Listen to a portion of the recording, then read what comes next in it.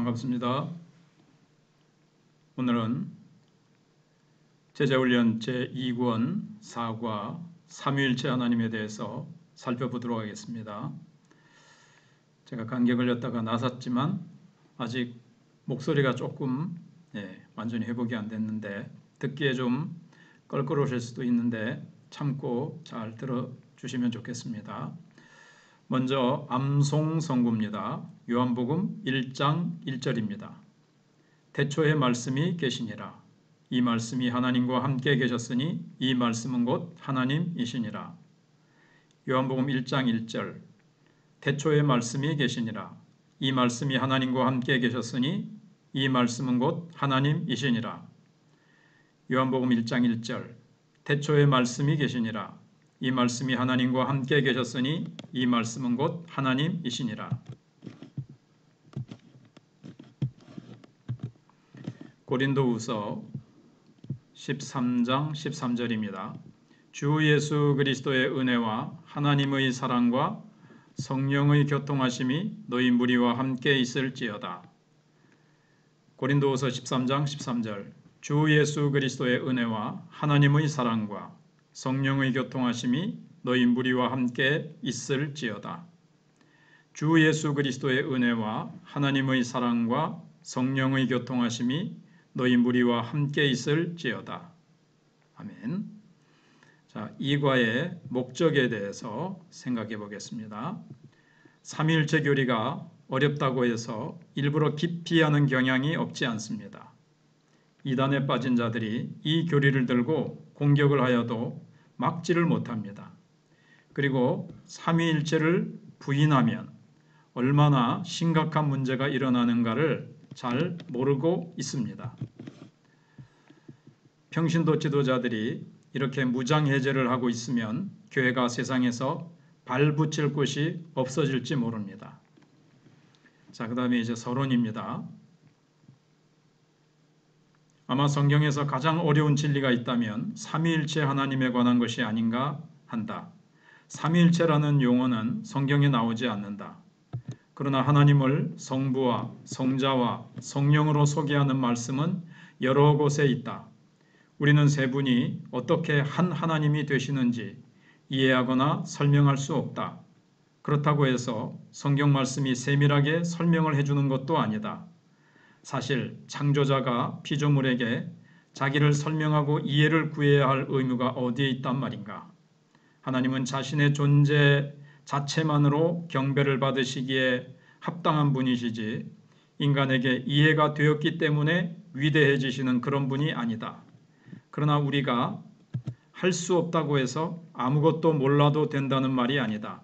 다만 성경 말씀이 가르쳐주는 범위 안에서 알고 만족해야 한다는 것이다. 성경이 그어놓은 선 안에서 하나님을 정확히 알자. 그리고 경배하며 순종하자. 저 하늘나라에서 그분을 직접 만나게 되는 그날까지. 자, 밑에 설명을 보시면 삼위일체 교리는 어떤 자세로 접근하느냐에 따라 결과가 판이하게 나타날 수 있습니다. 서론을 읽고 배우는 자의 자세에 대해 이해하는 시간을 가지는 것이 좋습니다. 이해하려고 하는 교만한 태도가 아니라 성경에 있는 그대로를 내용 그대로를 받으려는 자세가 중요합니다. 그대로 받으려는 자세, 이게 중요하다는 거죠. 자, 서론을 요약해 보면 뭐죠? 삼위일체란 성경에서 가장 어려운 진리라는 겁니다. 두 번째는 삼위일체라는 용어 자체는 성경에 없다는 겁니다. 성경을 아무리 눈 닦고 눈 씻고 읽어봐도 삼위일체라는 용어는 없어요. 우리 인간이 이해하기 쉽게 설명하기 좋게 그렇게 만든 용어입니다. 그리고 삼위일체 하나님은 우리의 이성으로는 인간의 머리로는 이해가 안 된다는 겁니다. 그러면 삼위일체에 대한 우리의 태도는 어떠해야 될까요? 성경이 가르쳐주는 범위 안에서 범위 안에서 만족해야 됩니다. 네. 두 번째로 삼위일체 하나님을 바로 알고, 바로 알아야 됩니다. 잘못 알면 구원받을 수가 없어요. 또 잘못된 데 빠질 수밖에 없습니다. 그리고 삼위일체 하나님을 바로 알고 그 다음에 경배하고 그분께 순종해야 합니다. 도입 질문입니다. 우리가 본문 내용으로 들어가기 전에 도입 질문을 한번 해보겠습니다. 혹시 삼위일체 하나님에 대해서 공부해 본 경험이 있으십니까? 두 번째는 혹시 삼위일체 하나님을 다 믿고 계시죠? 세 번째, 어떻게 이 어려운 진리를 믿게 되었습니까?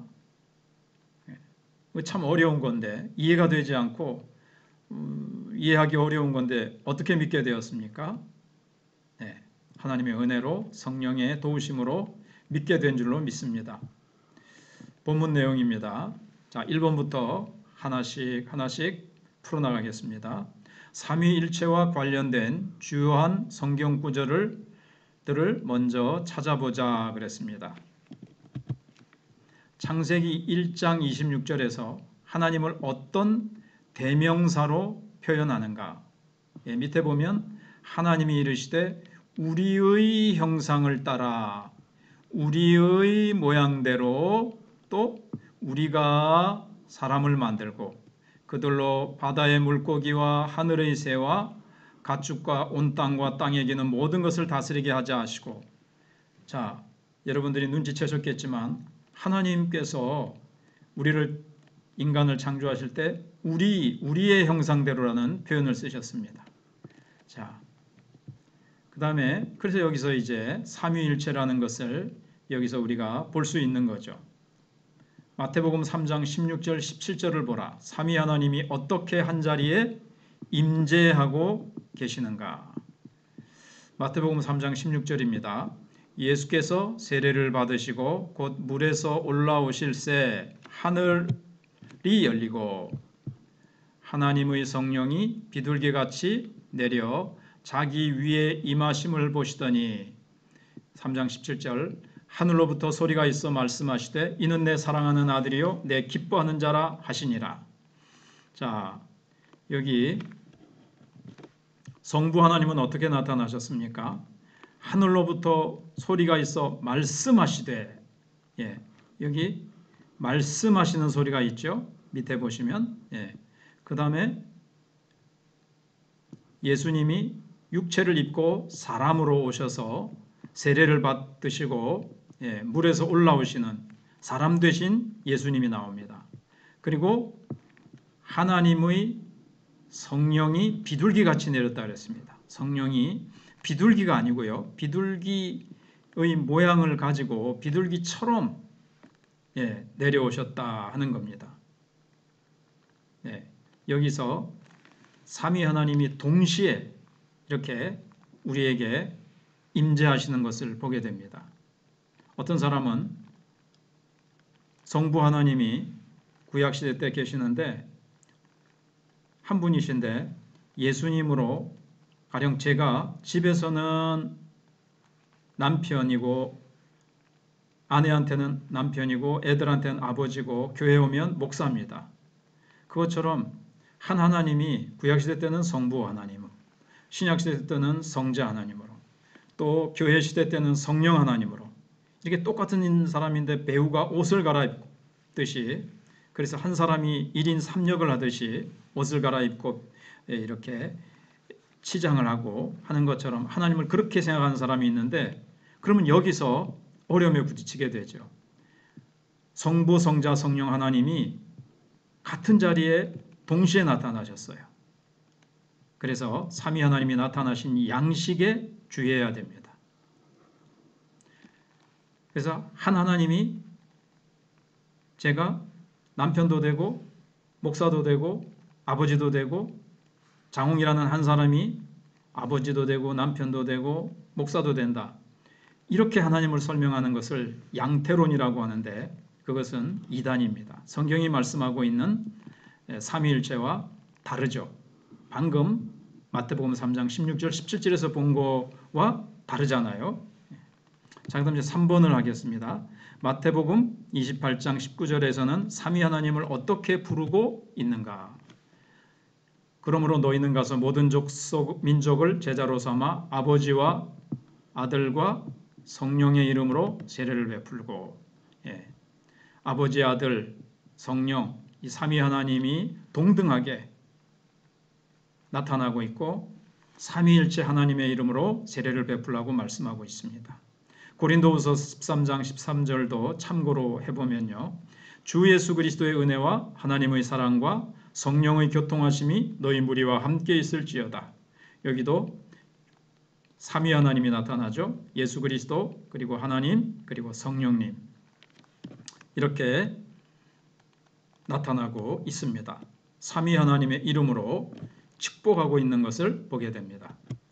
그 다음에 큰 2번입니다. 삼위가 한 하나님이심을 성경은 어떻게 가르치고 있는가?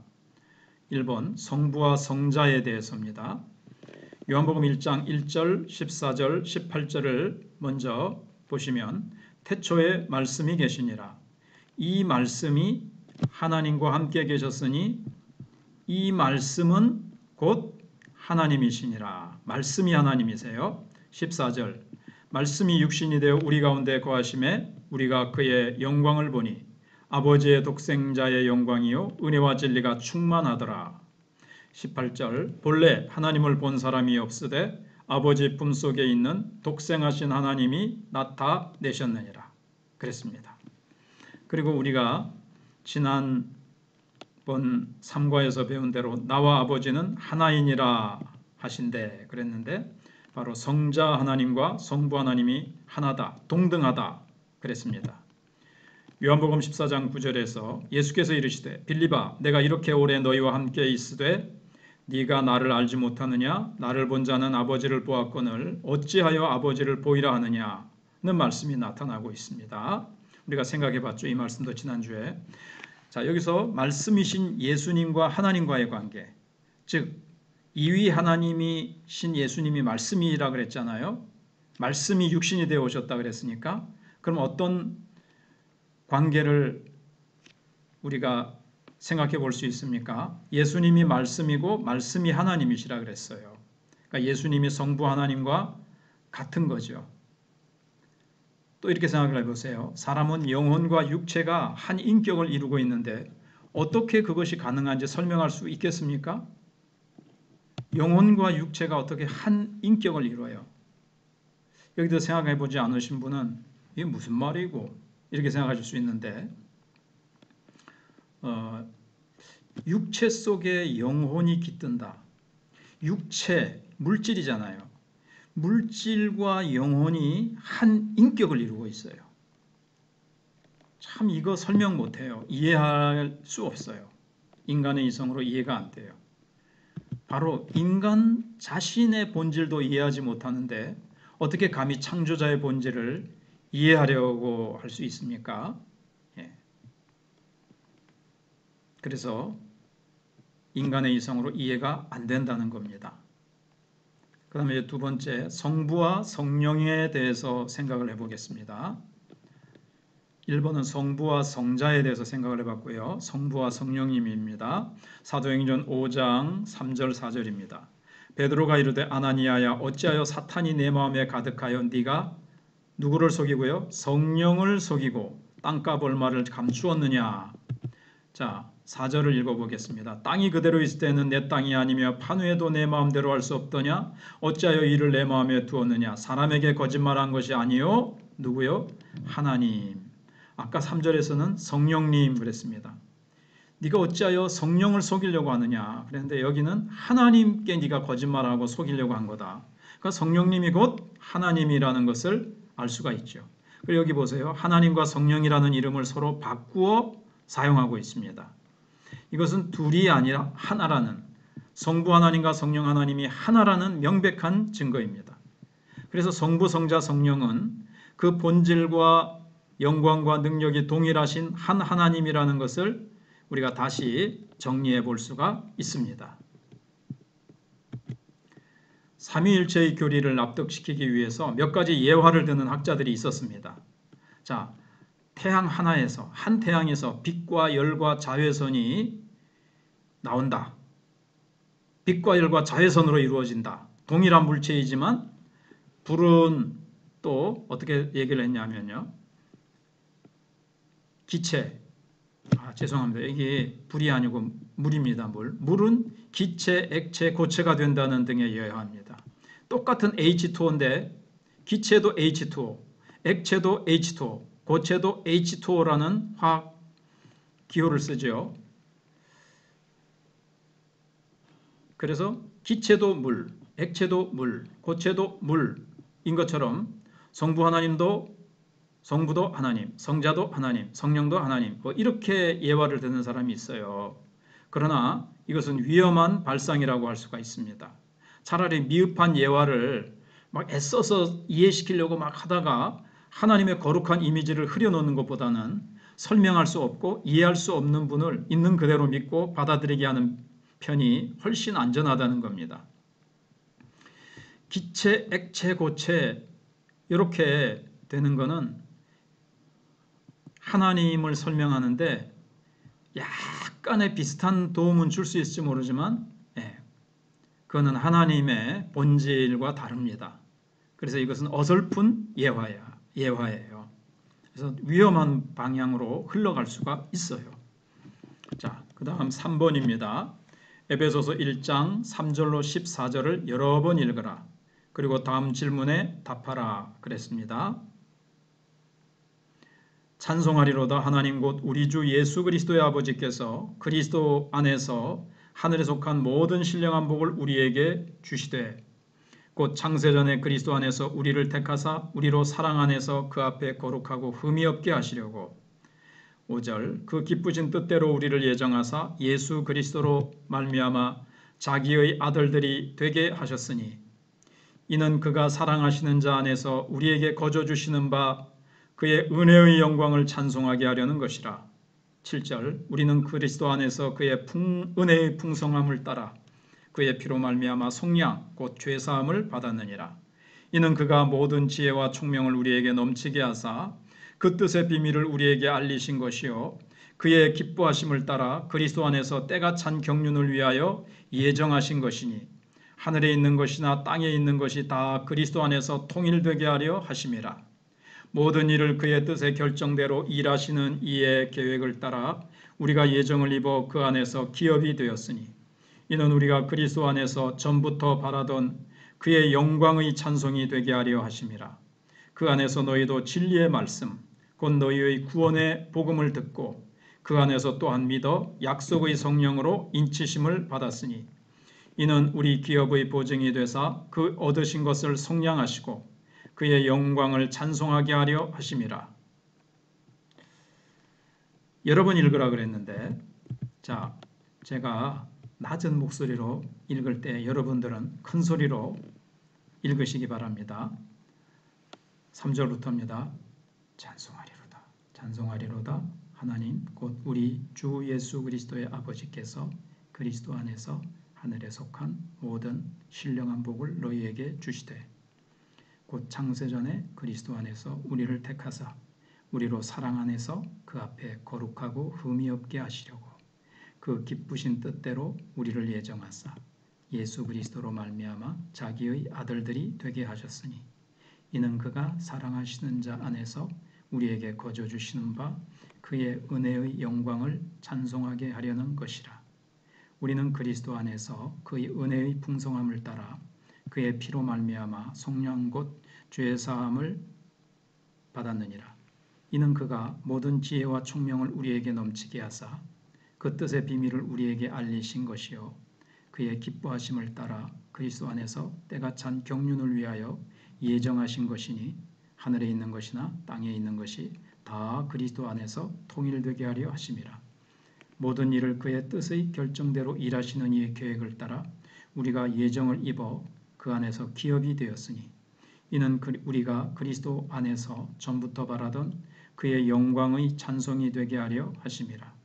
그 안에서 너희도 진리의 말씀 곧 너희의 구원의 복음을 듣고 그 안에서 또한 믿어 약속의 성령으로 인치심을 받았으니 이는 우리 기업의 보증이 되사 그 얻으신 것을 속량하시고 그의 은혜에 그의 영광을 찬송하게 하려 하심이라.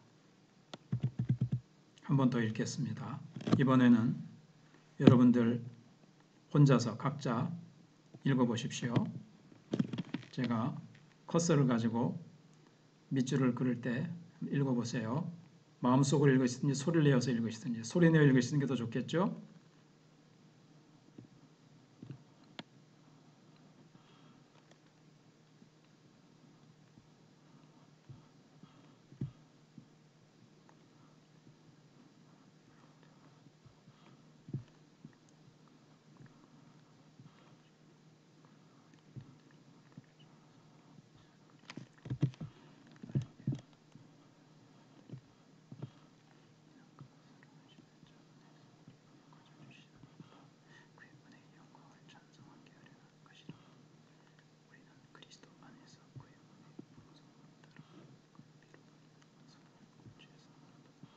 팔 절 9절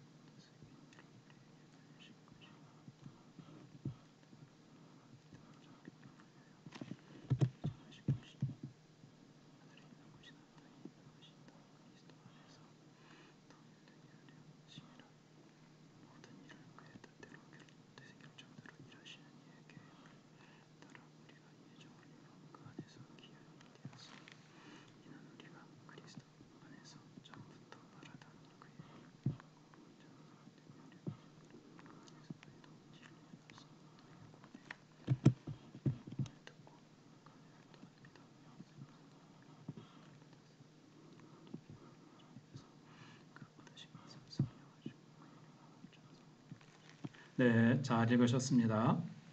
자, 이제 1번부터 가로 1번부터 살펴보겠습니다. 성부 하나님이 우리를 구원하시기 위해 하신 일을 한마디로 표현한다면 무엇이라고 할 수 있을까요? 네, 1장 4절에 보시면 곧 창세전에 그리스도 안에서 우리를 택하사 그랬습니다. 하나님은 우리를 위해서 창세전에 우리를 선택하신 일을 하셨습니다. 그리고 우리로 사랑하셔서 그 앞에 거룩하고 흠이 없게 하시려고 이것을 예정 혹은 선택이라고 표현할 수 있습니다. 예정과 선택이 어떻게 다른지 설명을 해보겠습니다. 예정은 하나님이 가지고 계시는 구원계획 전체를 의미하는 겁니다. 구원계획 전체. 그러니까 광의적인 폭넓은 말이죠. 이 안에는 예수님을 구원자로 지명하시는 것까지 포함되어 있습니다.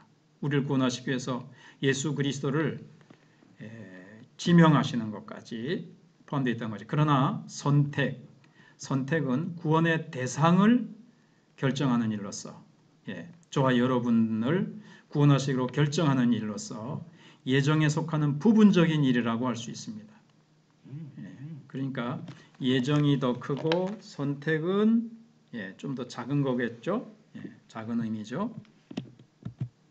두 번째, 하나님께서 우리를 선택하신 동기, 시기, 방법, 목적을 말해보라 그랬습니다. 자, 우리를 선택하신 동기는 뭘까요? 4절, 5절에 보시면 곧 창세전에 그리스도 안에서 우리를 택하사 우리로 사랑 안에서 그랬습니다. 우리를 사랑하시기 때문에 선택하셨습니다.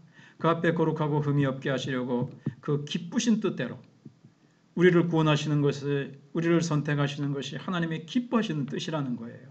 그래서 그의 기뻐하시는 뜻대로 우리를 예정하사 예수 그리스도로 말미암아 자기의 아들들이 되게 하셨으니 그랬습니다. 그 다음에 조금 전에 말씀드린 대로 사랑 안에서 그 기쁘신 뜻에 따라 우리를 선택하신 겁니다. 시기는 때는 언제냐 하는 거죠. 곧 창세전에 그랬죠. 창세전에 그리스도 안에서 우리를 택하사 우리로 사랑 안에서 그 앞에 거룩하고 흠이 없게 하시려고 창세전에 우리를 선택하셨습니다. 방법은 뭘까요? 곧 창세전에 그리스도 안에서 그랬습니다. 그리스도 안에서 우리를 택하사 우리로 사랑 안에서 그 앞에 거룩하고 흠이 없게 하시려고 그리스도 안에서 우리를 택하시기로 한 거예요. 그래서 예수 그리스도를 통하여 우리를 구원하시기로 예정하셨습니다. 자, 우리를 예정하시고 선택하신 목적은 무엇입니까? 4절과 6절에 있는데요. 곧 창세전에 그리스도 안에서 우리를 택하사 우리로 사랑 안에서 그 앞에 거룩하고 흠이 없게 하시려고, 이는 그가 사랑하시는 자 안에서 우리에게 거저 주시는 바 그의 은혜의 영광을 찬송하게 하려는 것이라. 은혜의 영광을 찬송하게 하려고. 참고로 이사야 43장 21절에 보시면 이 백성은 내가 나를 위하여 지었나니 나를 찬송하게 하려 함이니라. 하나님이 우리를 구원하신 그 은혜의 영광을 찬송하게 하려고, 나 같은 죄인 살리신 주 은혜 놀라워 찬송하게 하시려고 우리를 택하셨다는 겁니다. 자, 이제 정리를 해보면요. 우리를 선택하신 목적은, 자, 앞에 다시 보세요. 거룩하고, 4절에 우리로 사랑 안에서 그 앞에 거룩하고 흠이 없게 하시려고 그랬죠. 네. 거룩하고 흠 없는 자녀로 삼으신 겁니다. 삼으시려고 우리를 선택하셨습니다. 그리고 하나님의 은혜와 영광을 찬송하게 하려고 우리를 택하셨습니다. 우리 이걸 한 가지씩 진지하게 생각하는 시간을 한번 가져보세요. 아, 나를 거룩하고 흠없는 자녀로 삼으시려고 나를 선택하셨구나. 창세전에 선택하셨구나. 그리고 하나님의 은혜와 영광을 찬송하게 하려고.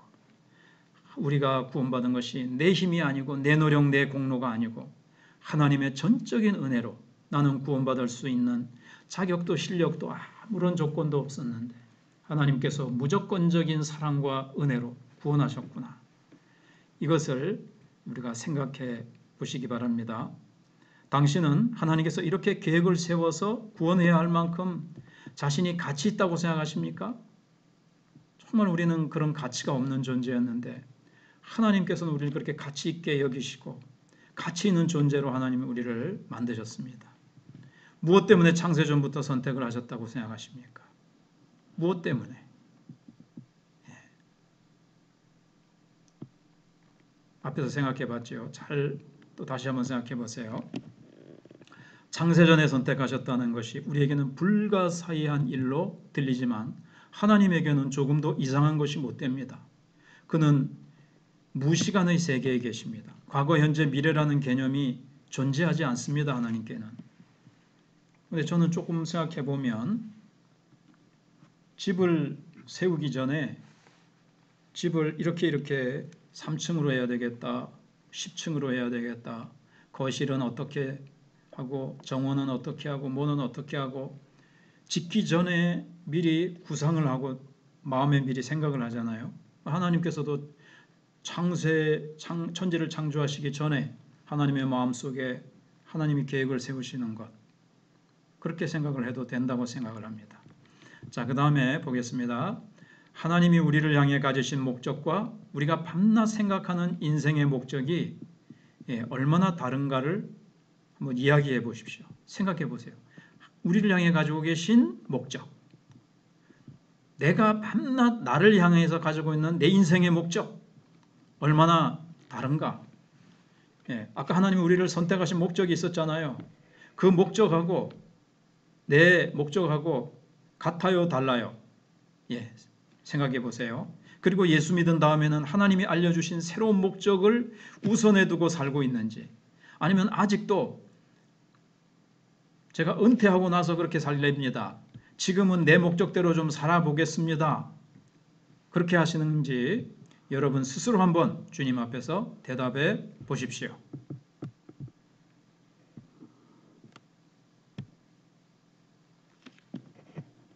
자, 계속해서 살펴보겠습니다. 3번입니다. 성자 하나님이 우리를 구원하시기 위해 하신 일을 말하라. 성자 하나님, 예수님이 우리를 구원하시기 위해 하신 일은 무엇일까요? 피, 구속이라는 말이 나오잖아요. 그 말 속에는 예수님이 탄생하시고 승천하시기까지 하신 일 전부가 다 포함되어 있습니다. 그 피라는 것은 우리를 위해서 죽으신 것, 우리를 위한 죄의 값을 예수님이 지불하시고 우리를 노예 시장에서 사셨다는, 그래서 우리를 자유케 하셨다는 말인데, 구속하셨다. 그래서 딱 우리를 죄의 노예에서 구원해내셨다. 그 말 속에는 예수님의 구원 사역 전체가 다 포함되어 있다는 말이죠.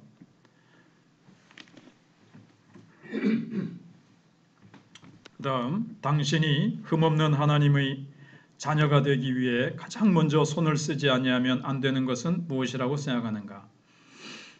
그리고 그 일을 누가 해 주셨는가? 어떻게 해 주셨는가? 네. 우리가 하나님의 자녀가 되기 위해서는 우리의 죄 문제가 제일 먼저 해결돼야 되죠. 그런데 그 일을 누가 해 주셨습니까? 예수님이 해 주셨습니다. 어떻게 해 주셨습니까? 십자가에 죽으셔서 피 흘려 돌아가심으로 해결해 주셨습니다. 자, 이상과 같은 질문을 통해 다시 한번 복음의 핵심을 되새길 수 있는 기회입니다. 깊이 음미해 보십시오. 자, 성부 하나님이 창세전에 택해 주셨습니다. 예수님께서 오셔서 날 위하여 십자가에 죽어 주셨습니다. 그리고 이제 네 번째인데요. 성령 하나님이 우리의 구원을 위해 하신 일이 무엇인가 하는 겁니다.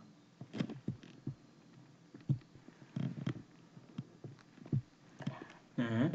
성령 하나님이 우리의 구원을 위해 하신 일이 무엇인가 다시 보겠습니다. 에베소서 1장 13절에 그 안에서 너희도 진리의 말씀 곧 너희의 구원의 복음을 듣고 그 안에서 믿어 약속의 성령으로 인치심을 받았다고 되어 있습니다. 성령께서 하신 일입니다.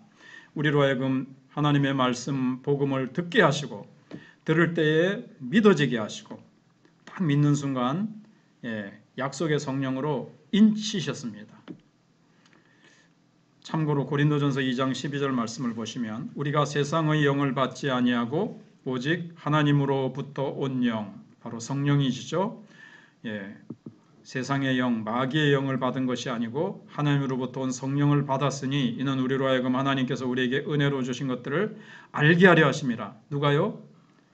하나님의 성령을 주셔서 우리로 하여금 하나님께서 우리에게 어떤 은혜를 주셨느냐, 그 구원의 은혜, 그거를 알게 하려고 성령님을 통해서 주셨다는 겁니다.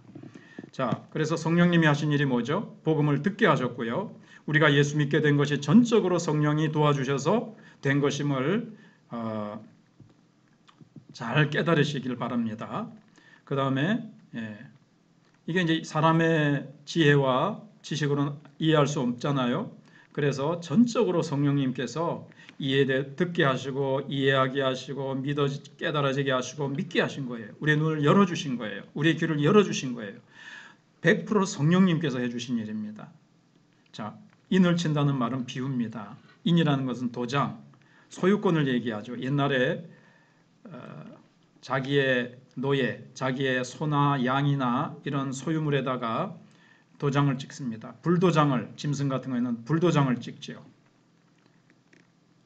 이것은 내 것이라는 것에 대한 권리를 주장하는 법적인 표식이라고 할 수가 있습니다.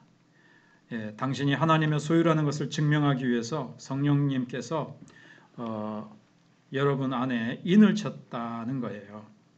근데 이건 이제 여러 가지 해석이 있는데 성령님을 우리 안에 주셨다. 이렇게 내가 성령을 모시게 됐다. 성령님이 내 안에 들어오셨다.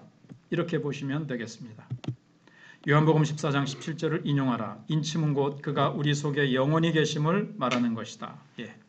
성령이 너희 안에 영원히 거하시겠다는 말씀이거든요. 그래서 성령님을 모시고 사는 자를 하나님은 마치 자기 도장을 찍어 놓은 것처럼 보시는 겁니다. 성령님을 우리에게 보내주셔서 우리가 성령님을 모시고 살잖아요. 너는 내 거다 하고 하나님께서 도장을 찍어 놓으신 것, 내 소유다라는 표식으로 성령님을 우리 안에 영원히 거하게 하신 거예요. 성령의 인을 한 번 치면 지울 수가 없습니다. 성령이 한 번 오시면 떠나지 않으세요. 그래서 요한복음 14장 17절 영원히 우리와 함께 하신다 그랬거든요. 제가 찾아서 올려드리겠습니다.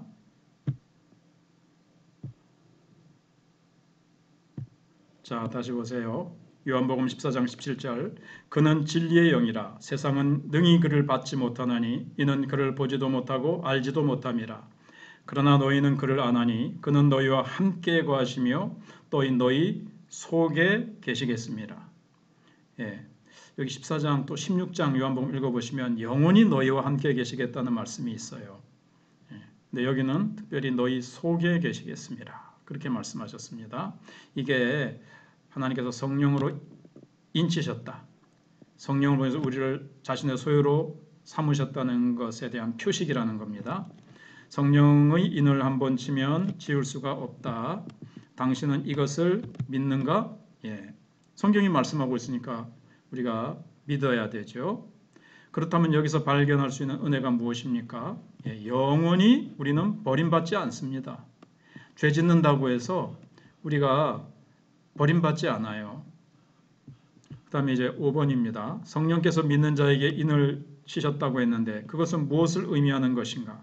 네, 이사야 43장 1절을 보겠습니다. 야곱아, 너를 창조하신 여호와께서 지금 말씀하시느니라. 이스라엘아, 너를 지으신 이가 말씀하시느니라. 너는 두려워하지 말라. 내가 너를 구속하였고 내가 너를 지명하여 불렀나니 너는 내 것이라. 하나님이 내 소유로 삼으셨다는 겁니다. 삼위 하나님은 한 하나님이시므로 우리를 구원하시는 목적에서 서로 다를 수 없습니다. 그 사실을 다시 한번 정리하도록 해보세요.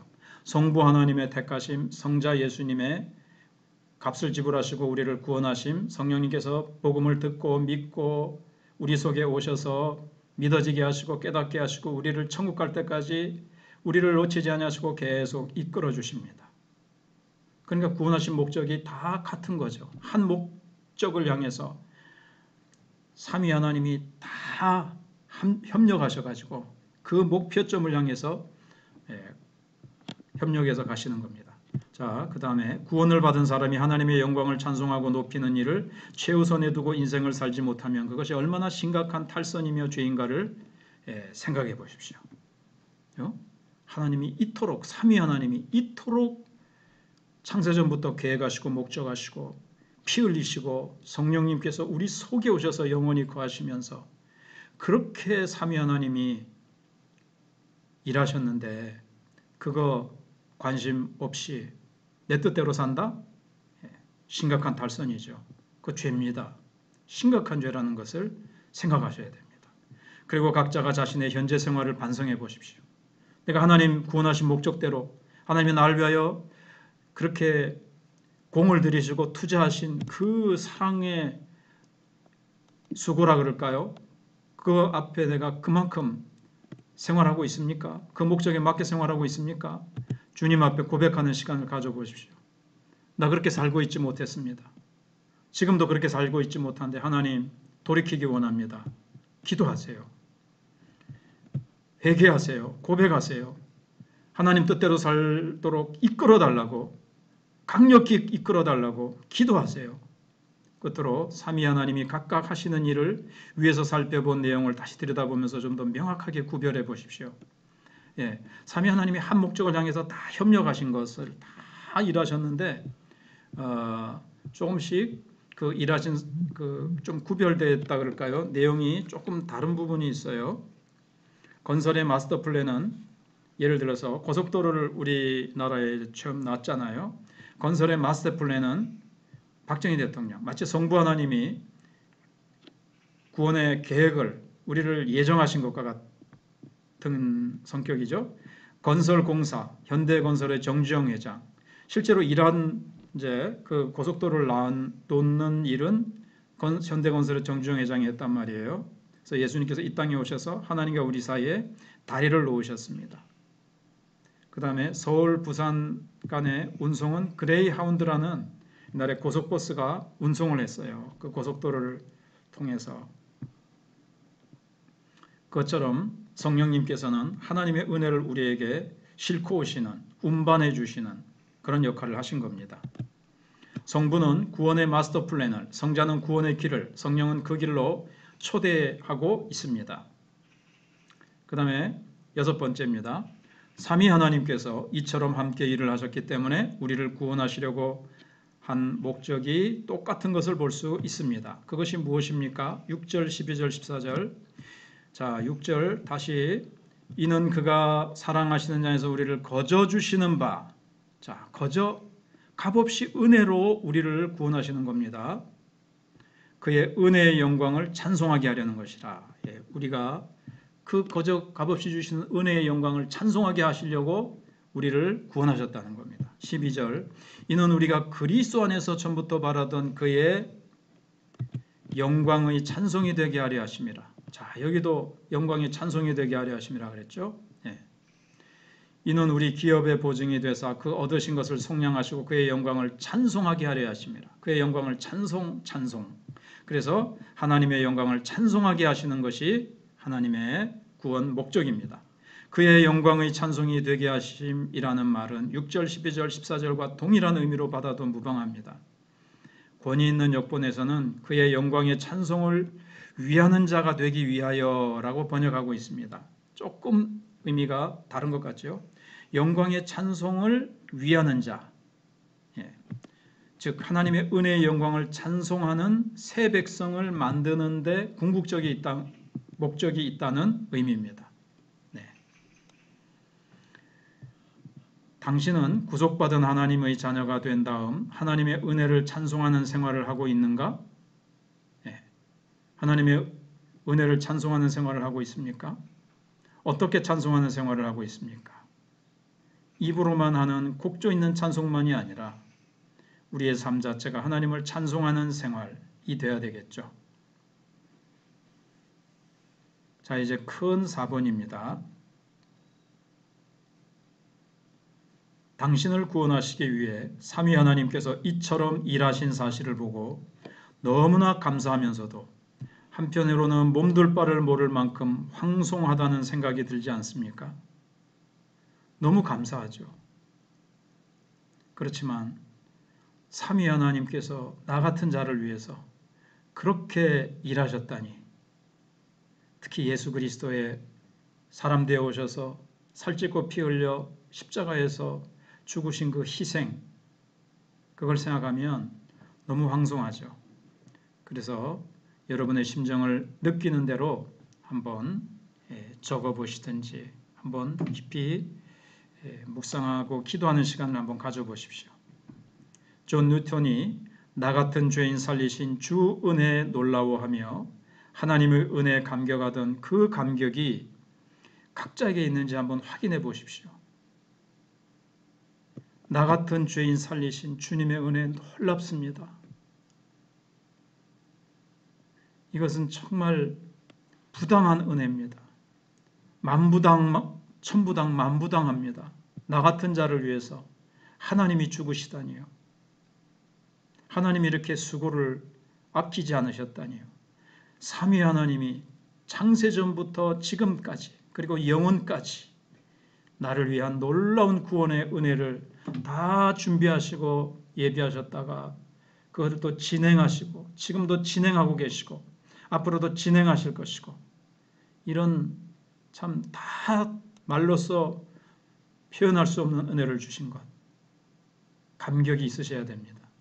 삼위 하나님이 총동원하여 구원해 주신 그 사실을 눈물 없이는 받을 수 없는 사람이 아니면 아직도 그 심령은 깨어지지 않고 있다고 볼 수 있습니다. 자, 마지막 그 글을 한번 보겠습니다. 빛 가운데서 보좌에 앉아 계신 우리 선조의 하나님이시여, 우리의 언어가 얼마나 풍부하고 음악적인지요. 그런데도 주의 기이함을 말하려 하면 우리의 언어가 얼마나 초라해 보이고 우리의 언변이 얼마나 조잡해 보이는지 모릅니다. 삼위일체 하나님의 경외로운 신비를 생각할 때 우리는 손으로 입을 막습니다. 저 불타오르는 덤불 앞에서 우리가 구하는 것은 이해하는 것이 아니라 주, 곧 삼위일체 한 하나님을 합당하게 경배하는 것뿐입니다. 아멘. 교리 요약을 한번 보겠습니다. 이거 A.W. 토저라는 사람이 쓴 글이네요. 교리 요약을 보겠습니다. 하나님은 한 분이십니다. 그런데 하나님은 성부와 성자와 성령 삼위로 계십니다. 삼위 하나님은 그 본질과 능력과 영광이 동등하십니다. 성부는 영원 자존자이십니다. 그리고 성자 하나님은 영원토록 성부에게서 탄생하십니다. 영원히 탄생하세요. 영원히 이렇게 좀 어려운 말로 발출하신다고 그러는데 성부 하나님께서 성자 예수님을 이렇게 영원히 하나님께로부터 탄생하신다. 그 다음에 성령은 영원토록 성부와 성자에게서 나오십니다. 이게 이제 성경에서 뽑아낸 진리인데요. 여기서 깊이 설명을 안 했죠. 근데 제가 아마 내일이나 모레 삼위일체 하나님에 대해서 교리 광자 시리즈의 채널에 제가 이제 올릴 겁니다. 그걸 보시면 거기에 좀 자세히 설명을 하겠습니다. 삼위 중 한 분이라도 부인하면 하나님을 모두 부인하는 것이 된다. 자, 요게 좀 앞에 문제 가운데 나오지 않았죠. 성자는 영원토록 성부에게서 탄생하신다. 성령님은 성부 하나님이 보내세요. 성령 하나님으로부터 계속 나오세요. 어떻게 보면은 지금도 계속 나오고 계세요. 그걸 발출한다 그랬는데, 그 다음에 성자에게서 또 계속해서 나오고 계세요. 현재도 계속 나오고 발출하세요. 이해하기 어렵고 좀 처음 들어보실 수도 있는데 그렇게 지금 일단 그렇구나, 그런 게 있구나, 그렇게 생각하시면 됩니다. 이 교리 강좌에서 제가 성경 구절을 대면서 근거로 해서 설명을 드리겠습니다. 또 주일날 조금 간략하나마 이 부분에 대해서 생각을 해보겠습니다. 지금까지 대단히 수고하셨습니다. 할렐루야, 아멘.